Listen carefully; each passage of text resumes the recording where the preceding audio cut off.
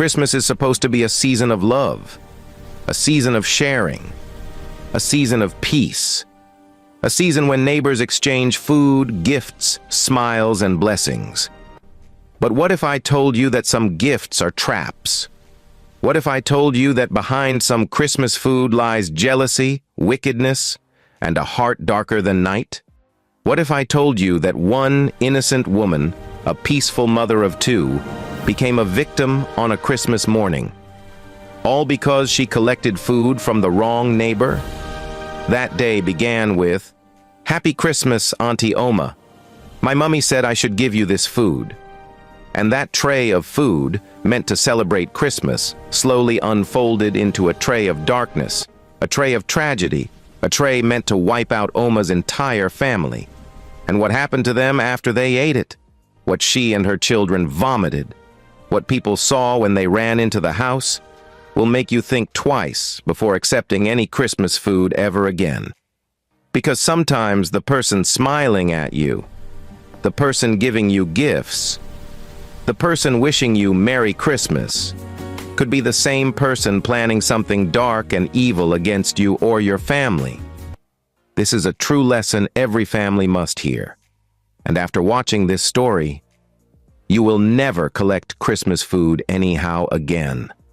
Never. Oma was a beautiful woman, always peaceful, always soft, and always calming to everyone around her. She was the type of woman whose smile could dissolve tension in a room. The kind whose gentle tone commanded respect, not fear. She never argued, never raised her voice, never insulted anyone. Even when people annoyed her, she would simply sigh softly, smile, and keep moving. She believed that peace was wealth, and God blessed those who protected it. She and her husband, Rona, were the kind of couple that looked like a living testimony. Rona worked as a top manager in a multi-million naira firm, a well-paid, well-respected man, tall, calm, gentle, the type of husband neighbors admired secretly. Their children, Dara, 6 years old, and Muna, 4 years old, were full of laughter and joy. Every weekend, without fail, Rona drove the entire family out for shopping. People in the neighborhood would watch from their windows as the family returned, smiling, carrying groceries, clothes, toys, essentials, and little surprise gifts for the kids. Some neighbors admired them genuinely. Some prayed to have a family like theirs, but a few others hid anger behind fake smiles. Oma never noticed. She was too busy minding her own peaceful life. She treated everyone with love, neighbors, strangers, and even children who were not hers. If someone fell sick, she visited. If someone delivered a baby, she contributed something. If a child fell on the street, she rushed to check on the child. Her heart was clean, her conscience was clear, her hands were pure. But sometimes, a good person's light irritates the darkness in someone else. And that darkness was in the form of another woman named Tosi. If Oma was the calm morning sun, Tosi was the heavy midday heat that burned without mercy. She lived 2 houses away in a home filled with noise, stress, and constant complaints. Her husband, Mr. Balagun, was a school principal, a moral man, a godly man, someone who always wore neat shirts and carried his Bible everywhere he went. He wasn't rich, but he wasn't poor either. He provided what he could, kept the family comfortable, and did everything possible to keep peace. Every Sunday, he carried his Bible, held his children by the hand, and led his family to church. Their children were Pelumi, 9, Shayo, 6, and Tomiwa, 3. They were beautiful children, full of life, and Balogan was proud of them. But their mother, Tosi, no amount of love satisfied her, no amount of provision pleased her. She wanted more. She wanted to be like those women who drove cars, wore expensive hair, carried designer bags, and posted pictures of shopping trolleys overflowing with groceries. She wanted the kind of life Oma lived effortlessly, and because she couldn't have it, her heart grew dark. It wasn't jealousy anymore. It was hatred disguised as irritation, resentment disguised as gossip, and bitterness disguised as fake laughter. Oma never noticed. She always greeted warmly. But inside Tosi, every greeting felt like an insult. Every smile felt like mockery. Every supermarket trip she saw Oma take felt like a slap in her face. Her husband, Balogun, noticed her bitterness sometimes, and he'd say, Tosi, at least be grateful. God has blessed us. But Tosi would hiss loudly, Blessed how? Blessed and we're still trekking? Look at Rona's wife. Look at how they are living. Is she better than me? Balogun always sighed deeply. How could he explain to a heart full of envy that peace was the greatest blessing? But Tosi didn't want peace. She wanted a show-off life. She wanted what Oma had. And with each passing day, her quiet hatred of Oma sharpened like a knife. Then, one day, something snapped. It happened on a hot, sunny afternoon. A day so strange that even the breeze refused to blow. Tosi tied her baby on her back, carried 2 nylon bags, and began the long walk to the market under scorching heat. Sweat drenched her back. Her baby cried. Her slippers slapped the dusty road. Just then, Rona's sleek black SUV appeared, gliding smoothly across the street. As the car slowed beside her, Tosi lifted her head. Oma rolled down the glass and smiled, glowing in fresh air conditioning. Tosi, good afternoon. Hope you're managing the heat-o? Tosi plastered a fake smile. We thank God-o. How are you? And the kids, my sister? We're fine, my sister. Go well, Oma replied, smiled gently, nodded, and the car drove past. But the moment they were out of sight, Tosi's smile vanished so quickly it was as if it was never there. Her eyes narrowed, her jaw tightened. A sound escaped her throat, half scoff, half hiss. You shall see, she muttered. All this your show-off. You will see. Right there, under the angry sun, carrying her crying baby covered in sweat, a dark intention took root inside her heart. Christmas was only a few weeks away, and unknown to Oma, Tosi's envy had ripened into something far more dangerous, something cold, something deliberate, something she would never expect from a churchwoman. It was already the last month of the year, and December 15th came with a gentle Harmattan breeze, the kind that made clothes smell fresh after drying, the kind that made children run around excitedly because Christmas was close. Everywhere felt light, hopeful, peaceful. And in the middle of that quiet joy, Oma did something that would later haunt her heart. She stood in her living room that morning, folding clothes into 2 large gift bags. Children's clothes she had bought for Dara and Muna, but discovered were too big. Some beautiful gowns she had barely worn, packs of rice and tinned tomatoes, noodles, a few small provisions she bought specially because it will help someone who needs it. Her heart felt warm as she zipped the bags. God, let this bless her, she whispered. Then she walked to Tosi's door. She knocked gently. Tosi, are you in? Good morning? The door opened, and Tosi appeared with a wrapper tied around her chest. Ah, Oma, good morning. Hope all is well. Oma smiled warmly and lifted the 2 big bags. I brought these for you and the children, just a small Christmas package. The moment Tosi peeked inside, her eyes widened. Jesus! Oma, see clothes, see rice. Ah, my sister, God bless you. God bless your husband. God bless your children. She hugged Oma tightly, dancing small, her wrapper almost falling. Oma laughed softly. It's nothing, my sister. Just take it. Enjoy Christmas with your family. God bless you, Tosi repeated, her voice full of excitement. But the moment Oma turned and walked away, the moment her footsteps faded down the corridor, Tosi's expression changed like a sudden eclipse. Her smile vanished. Her eyes hardened. Her lips pinched together in insulted anger.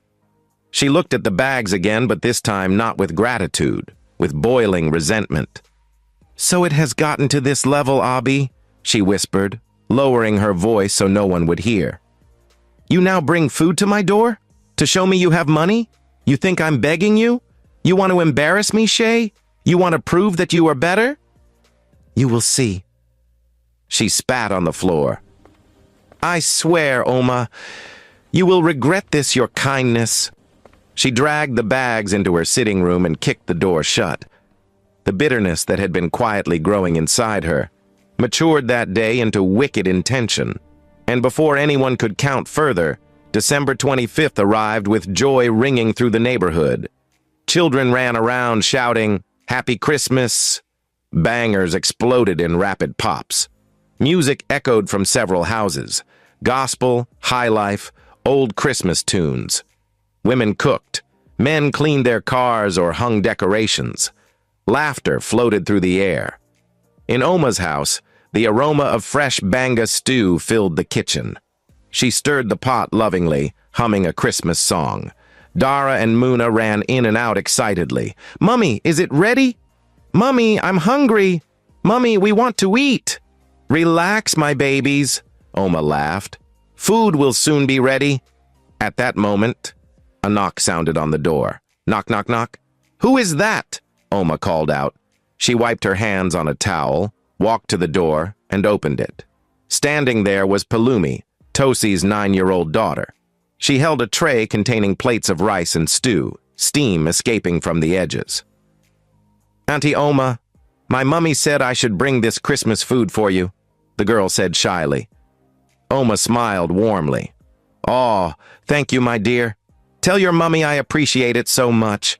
She took the tray from the little girl and closed the door gently. The aroma of fried stew hit her nose. It smelled delicious. Before she could even set the tray down, Dara clung to her wrapper. Mummy, please, we are hungry. Muna joined him, crying softly. My stomach is empty. Oma bent down and touched their cheeks. My stew is almost ready, okay? Just give me a little time. But their cries increased. The hunger was too much.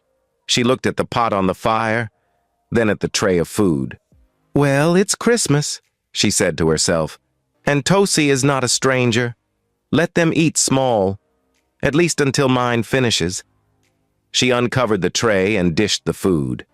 Beautiful white rice, fresh red stew, fried meat. She gave plates to Dara and Muna. The children smiled instantly and began eating hungrily. Oma took a spoonful too, just to taste, then returned to her cooking pot. Everything seemed normal. Everything seemed peaceful. Until 10 minutes later, Dara was the first to drop his spoon. Mummy, he whispered weakly. Mummy, my stomach, it's paining me. Ah! He doubled over and screamed in pain. Oma threw down her cooking spoon and rushed to him. Dara, what is it? Where is it paining you? Talk to me. Before she could hold him properly, Muna screamed too. Mummy, my stomach! My stomach is biting me! Ah! The little girl collapsed on the tiled floor. Muna! Jesus! Somebody help me! Oma screamed. Both children were crying, kicking their legs, holding their stomachs. And then, what Oma never expected to see began. White foam bubbled from Dara's mouth, then from Muna's, thick, sticky, unnatural, and terrifying. No, no, no, no, no, Jesus! Jesus! What is happening to my children? Oma screamed until her voice broke. She tried lifting Dara, but just then a sudden heat shot through her own chest. Her stomach twisted violently, her throat tightened. She gasped, her fingers trembled. My stomach! Oh God! Oh God! Her legs weakened beneath her. The room spun. The voices of her children blurred. Her head felt like fire. She tried to crawl toward them, but her knees gave way. She fell flat on the floor beside them. Then her own mouth began to foam. She fought to breathe, fought to move, fought to scream, but her body weakened rapidly. Jesus, help! Help! She choked out. Her vision darkened. Her hands shook violently. Her heartbeat slowed, and at that moment, she heard her children whimper beside her. but she could no longer turn her head to see them. All three were already dying slowly now. Then, luckily, the front door opened. Her husband, Rona, walked in, whistling happily as he carried a small Christmas gift bag. "Oma, I got those drinks you... Oma? Oni..." That instant, he froze. The bag dropped from his hand. His eyes widened in horror at what he was seeing. His wife and his two children, lying on the floor, vomiting foam, their bodies shaking, their eyes rolling back. "Jesus Christ!" he shouted. "Oma! Dara! Muna!" For a few seconds, he could not move. It was like his brain refused to accept what his eyes were seeing. His wife, the woman who laughed with him that morning.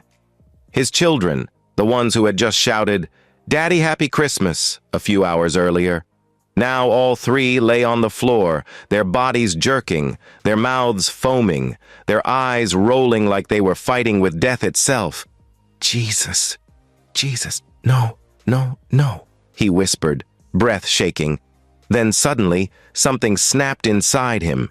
He dropped to his knees beside them. "Oma, Oma, what happened? Can you hear me?" He slapped her cheeks gently. "Oma, stay with me, please, please." No response, just a weak, terrible choking sound. "Dara, Muna," he shouted, turning to the children. "My babies, Daddy is here. Daddy is here. Please don't leave me." Dara's fingers twitched. Muna's legs moved weakly. Rona's heart tore in half. He sprang to his feet. "Help! Somebody help me!" His voice tore through the quiet compound like a siren. Doors opened, curtains shifted. Neighbors rushed out. "What is happening? What is going on? Jesus! Blood of Jesus!" Two women ran in first. What they saw made them scream. "Ah! Oma! Jesus!" Another neighbor, Mr. Ibrahim, covered his mouth. "What happened?" Rona didn't wait for anyone to process it. "Please help me carry them! Help me! We need to go to the hospital now!" he cried. He lifted Dara in his own arms. Mr. Ibrahim carried Muna. One of the women tried to lift Oma, but she was too weak, and with combined effort, they finally lifted her, half-conscious, her head hanging backward. As they moved, one neighbor, a middle-aged woman, whispered to another, "But didn't I see Tosi's daughter carrying a tray to this house not long ago? She brought food now." The other woman's eyes widened. "You mean that food they just ate?" They both looked at each other, then at the house. Fear began to crawl into their minds. Rona didn't hear any of that. His world had narrowed to one thing: get them to the hospital before they die. They rushed them into Rona's car. He placed Dara in the back seat, laid Muna beside him, and gently rested Oma's head on his lap in the front passenger seat, opening the window for fresh air. "Please hold them!" he shouted to the woman in the back seat who sat with the children. Then he jumped into the driver's seat, hands shaking so badly he struggled to fit the keys into the ignition. "Jesus, please! Jesus, please!" he kept muttering. The engine roared to life. He sped out of the compound like a madman, not waiting to close the gate, not caring who was watching. Horns blared as he drove through the street. The moment he flew into the hospital compound, he parked carelessly, jumped out, and screamed, "Doctor! Nurse! Anybody! My family is dying!" Nurses and orderlies rushed out with a stretcher and a wheelchair. "What happened, sir?" a nurse shouted. "I don't know. Foam from their mouths. They ate Christmas food. And then they started..." His voice broke. "Move them inside, quickly!" another nurse shouted. They carried Dara and Muna on one stretcher and wheeled Oma separately. Rona tried to follow, but a nurse held him back. "Sir, you can't enter inside the emergency room. Please wait outside." "Please save them," he begged, tears pouring down his face. "I beg you in the name of God, please save my family." "We'll try our best," the nurse said and hurried inside. Then, the doors closed. Rona was left alone in the hallway. He paced up and down like a trapped animal. He ran his hands through his hair, then clasped them together. God, please, even if you take everything from me, don't take my wife. Don't take my children. Please, God, he cried. Minutes felt like hours. He kept glancing at the emergency doors as if his eyes could force them open. At a point, he dropped to his knees in the corridor, not caring who saw him. God, have mercy, he whispered over and over.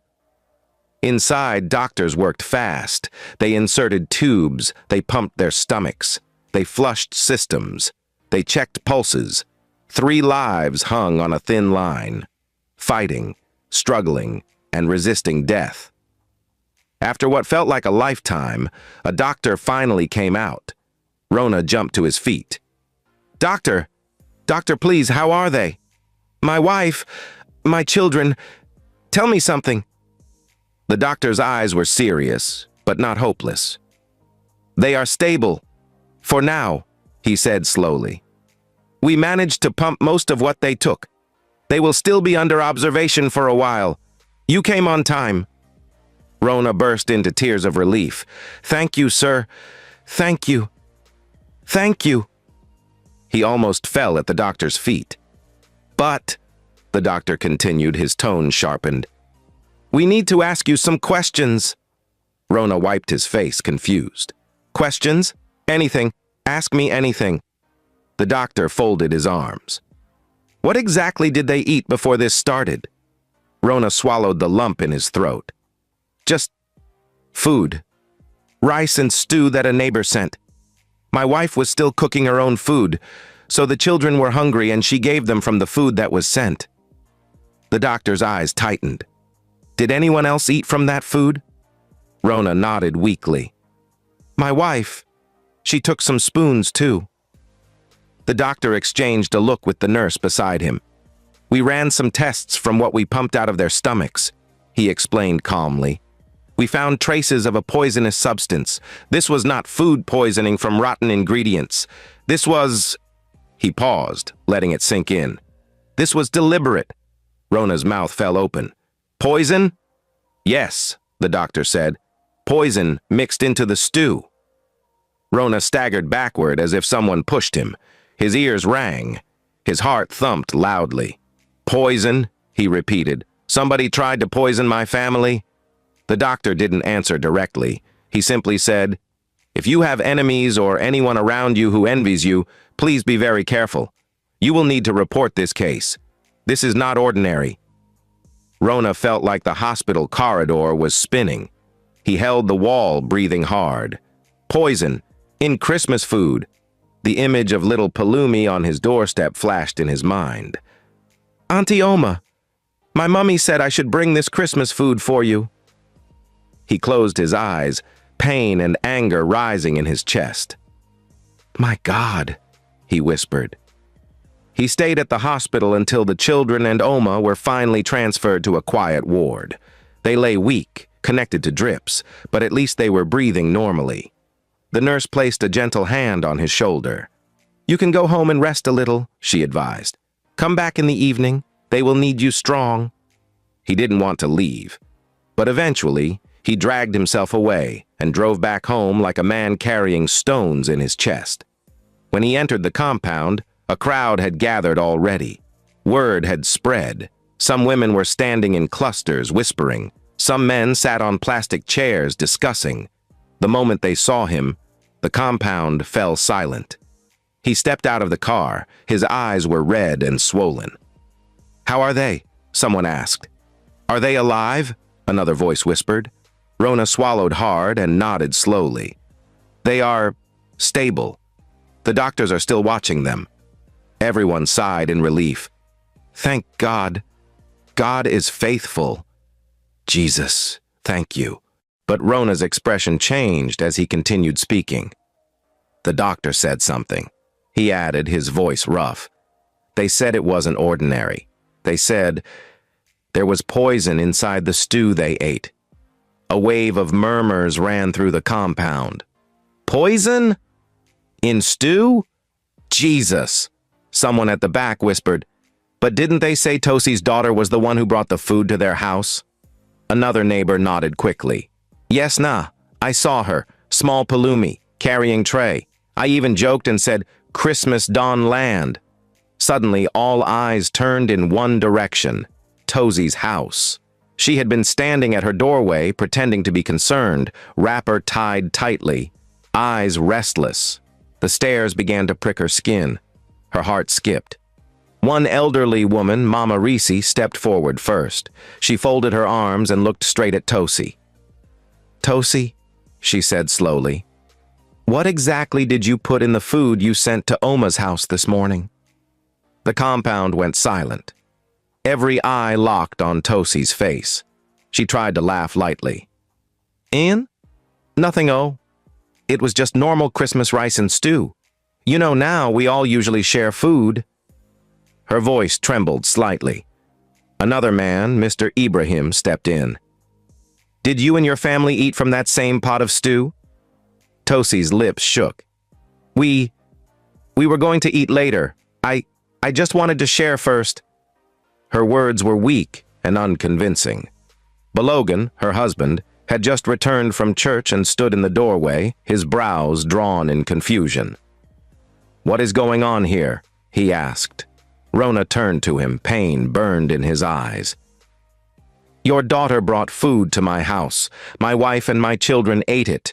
They collapsed. They almost died. The doctor said it was poison." Balogan's face drained of color, and he turned sharply to Tosi. "Tosi, what are they saying? What food?" Tosi's fingers twisted her wrapper. I just cooked and shared, like Christmas tradition. I don't know anything." Before anyone could say more, a small voice spoke from behind her. It was Tomiwa, the 3-year-old.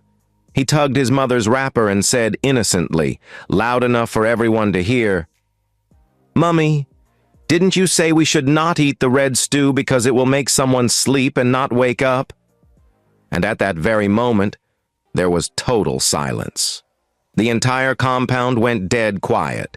Even the wind seemed to stop.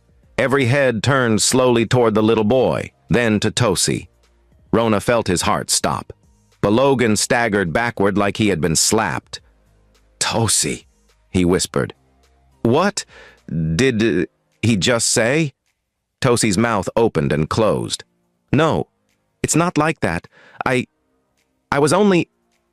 didn't mean—" Tears rushed to Balogan's eyes as the full shame and horror hit him. His legs shook, and he grabbed the doorframe for support. Neighbors began to cry out, "Jesus! So it was true? She truly poisoned it? Ha! Inside Christmas food?" Rona's hands clenched into fists. He took a step forward. His chest rose and fell rapidly. His eyes turned red, staring at Tosi like he was seeing a stranger for the first time. At that moment, the mask fell off completely. No more pretending. No more fake smiles. No more church appearances. The truth stood naked in the compound. A jealous neighbor had tried to wipe out an entire family on Christmas morning. With food. The ground beneath Tosi's feet seemed to vanish. Every whisper turned into a stab. Every stare felt like fire on her skin. Even her own husband looked at her like he no longer recognized the woman standing before him. "Tosi," Balogan whispered, his voice trembling. "Tell me you didn't do this. Tell me this is not true." But Tosi could not speak. Her throat tightened. Her eyes darted around, searching for words that didn't exist. Then, she finally dropped to her knees and burst into tears. "I didn't mean to kill them," she cried loudly. "It was a native doctor that gave me a small charm. I just hated how rich Oma was. I only wanted them to fall sick a little so she won't act like she is better than everybody." A collective gasp swept through the compound. "Mama Dara? You wanted Mama Dara and her children to fall sick inside Christmas food? What kind of heart is this? This is wickedness of the highest level." Her husband staggered backward until his back hit the wall. He covered his face with both hands. "Oh God, Tosi, what have you done?" What have you done?" The church elders, who had gathered because of the commotion, stepped forward. Among them was Pastor Nathaniel, a man known for gentleness but whose eyes now burned with righteous disappointment. "Tosi," he said slowly, "you are not just a church member. You are an usher, a leader, a woman people look up to. How did you allow envy to swallow your heart like this?" Tosi sobbed harder. "I'm sorry. I'm so sorry." But for once, sorry meant nothing. The pastor shook his head sadly. "You stand here today not because the devil attacked you, but because your own heart chose wickedness. How could someone entrusted with God's work poison Christmas food?" "How?" the elders murmured in agreement. One of the elderly women stepped forward, pointing at her angrily. "You come to church every Sunday. You dance, you pray, you lift your hands. Yet your heart is as dark as midnight. Shame on you." Another elder, Mama Risi, added, "You wanted to kill a peaceful family because God blessed them? Is that the Christianity you practice?" The humiliation burned Tosi like fire. Her husband stood beside her, tears still falling from his eyes. "Pastor, elders, brothers, sisters," he said shakily, "I apologize on behalf of my family. I had no idea my wife harbored such evil thoughts. Please forgive us." But apologies could not wipe away what had already happened. The pastor raised his hand for silence. "As a church," he said, his voice firm, "we cannot keep someone capable of visiting a shrine or native doctor talk more of poisoning a member for envy. Tosi Balogan, from today, you are suspended from every church activity until you truly repent and go through spiritual cleansing." Murmurs of agreement rose in the air, but the elder chairman wasn't done. "And as a community," he added, "we cannot allow you to mingle freely as if nothing happened. You are hereby banned from all community gatherings until further notice." Tosi let out a loud wail. Her children cried behind her. Her husband bowed his head in shame, but judgment was not over. Balogan turned to his wife. His voice cracked as he spoke. "Tosi, pack your things. You are going back to your father's village for cleansing. The kind of wickedness you displayed, even the elders in the village must hear it." Tosi's legs almost gave way. Please don't take me there. People will disgrace me." But Balogan didn't answer, because disgrace had already begun. Her reputation destroyed, her children already stigmatized, her home broken, her dignity gone. Her husband walked slowly to Rona and bent his head in shame. "Rona, my brother, forgive us. Forgive my family. Forgive me for not knowing the demon jealousy had become in my wife's heart." Rona, emotionally exhausted, could barely speak. He simply nodded weakly. Balogan lifted his head up, walked to his door, and signaled his children. They stepped inside silently, and like a shadow whose sins had finally found her, Tosi followed her husband inside. By evening, the entire neighborhood had heard the full story, and no one slept peacefully that night. Meanwhile, in the hospital, Oma slowly opened her eyes. Her vision blurred, her head throbbed, her mouth felt bitter and dry. She turned her head weakly. Beside her sat Rona, eyes swollen from crying. On the other bed lay Dara and Muna, both asleep, small drips attached to their arms. Tears gathered in Oma's eyes. "What happened?" she whispered. Rona held her hand gently. "My love, it was the food you ate. The doctor said it was poisoned." Oma's breath caught. "Poison? But who would do such a—" Then something clicked in her mind. "Tosi, she sent food this morning." Her voice shook. No, she can't. She wouldn't. She—" But Rona's silence said everything. Tears spilled from Oma's eyes. "My God, how could she ever think of doing such to me after everything I did for her?" She covered her face and cried softly. "I gave her food. I gave her clothes. I was good to her. God, why? Rona wrapped his arms around her gently. We survived this. We thank God and we learn. No more collecting food from neighbors, ever again, he said calmly. Oma nodded weakly. Hours passed. The children began to wake too, weak, scared, but alive, and that alone was a miracle. When the doctor returned, he smiled. They will be fine. The worst has passed. Oma burst into quiet tears again, relief this time. Later that evening, the hospital allowed them to go home. When they reached the compound, neighbors rushed toward them. Mama Dara, thank God for your life. Jesus saved you. God is wonderful. We thought we lost you. Oma smiled weakly, holding her children close. But behind that smile was a new understanding. Not every smile is genuine. Not every neighbor is a friend. Not every Christmas gift carries love. Rona escorted them inside, locked the door firmly, and turned to his wife. From today, he said firmly, no food comes into this house from anybody. He removed a small tray from the table, the one Tosi's daughter had brought. We celebrate Christmas with our own hands, no shortcuts. Oma nodded slowly. Her heart had changed. She finally concluded she would never again take kindness at face value. She would never again assume every smiling woman was a friend. She would never again trust food from unknown hearts. And even in the neighborhood, a quiet resolve settled.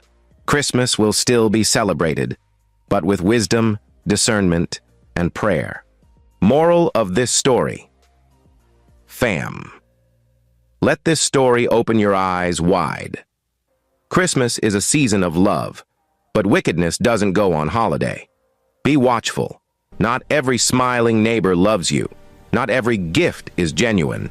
Some hearts pretends to celebrate with you, while wishing you pain.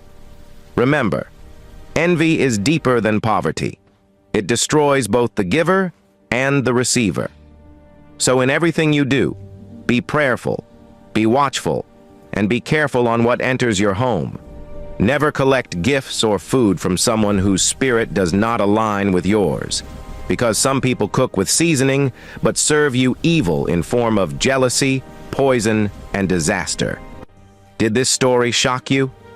Do you believe people really poison others out of envy, especially during festive seasons? Have you ever collected food from a neighbor and regretted it? Do you believe Tosi got what she deserved? What precautions do you take during Christmas season?